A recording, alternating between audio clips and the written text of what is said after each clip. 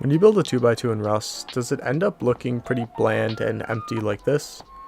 Well, if you want to fix that and build something a little bit better, more efficient, and compact overall, I'd recommend sticking around so you can build this.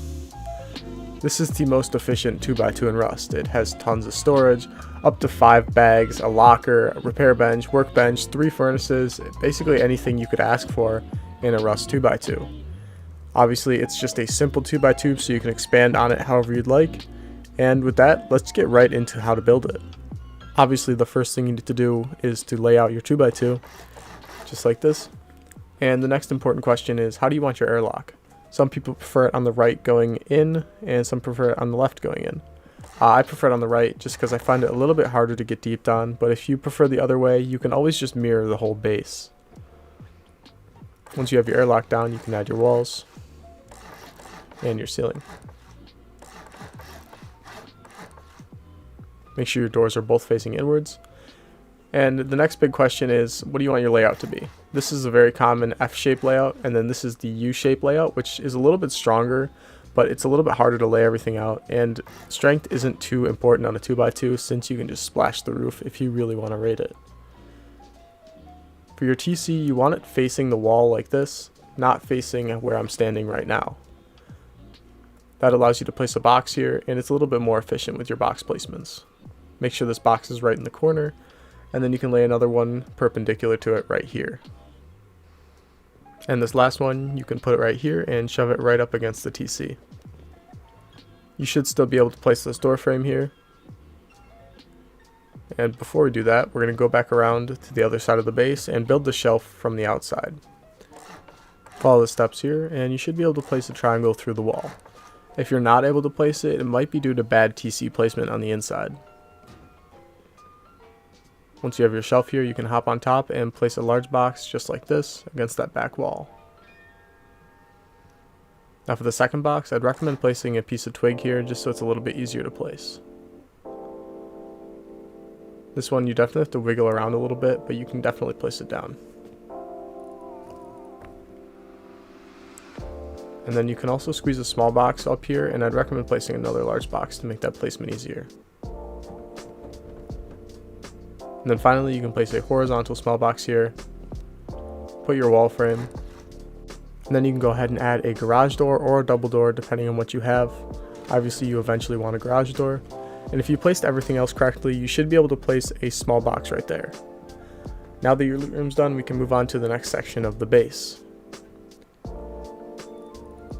We're going to start off with our workbench in this back corner. Obviously it doesn't need to be a tier 3, but there's plenty of room for it.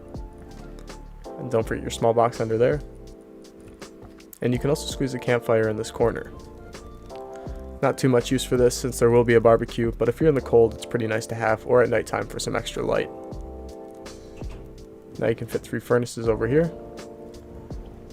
And you should be able to still place your wall frame. And then a locker should just squeeze in the remaining space. Don't forget to lock your locker, it's good practice. And you can fit 5 or 6 bags here depending on how you place them. I wouldn't recommend living in a 2x2 with 5 or 6 players, but if you find yourself in this situation, the base does allow for it.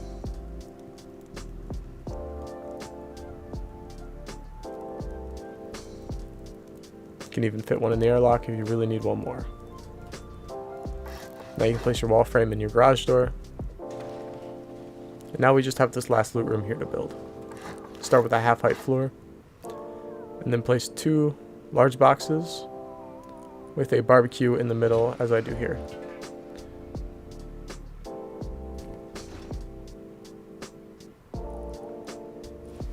Now you can grab your small boxes. And in the middle section here, we're going to place down our repair bench with 2 small boxes in the middle. Obviously, if you don't want this here, you can put it outside whenever you need to repair anything, or just place it down and pick it up. But I find this pretty easy to still open everything, and it doesn't really get in the way too much, so I prefer it.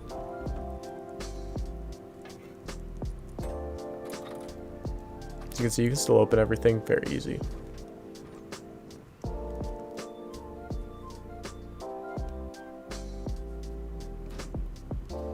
Up on the second shelf, again, we're going to do the same layout but with no barbecue.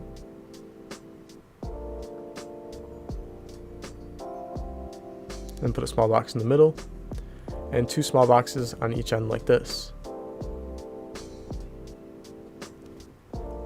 Now all you have to do is place your wall frame, and if you can't place it, you're probably going to have to pick up the repair bench.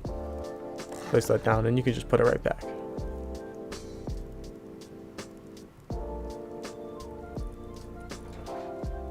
Pop your garage door on. And finally, I'd recommend putting a campfire here. You can turn it on and check your comfort to see if there's anyone door camping you. If it's above 50%, that means there's another player outside. And once you have that built, the whole base is done. Now there are a few things you can change. You can place a research table in the place of 2 of the furnaces, but this is how I prefer to have it. Now with all that done, you might be worried about how cheap it is to raid. Now obviously it's 2x2, so you can go ahead and honeycomb it however you'd like. You can upgrade it, have the core armored, put armored doors on, or you can go ahead and full-fledged build it into your main base for the wipe. There's plenty of tutorials on YouTube, and I do plan on making my own pretty soon with a much better shooting floor and overall base design using the same core. So with that, I hope you guys enjoyed, and I'll see you guys in the next video.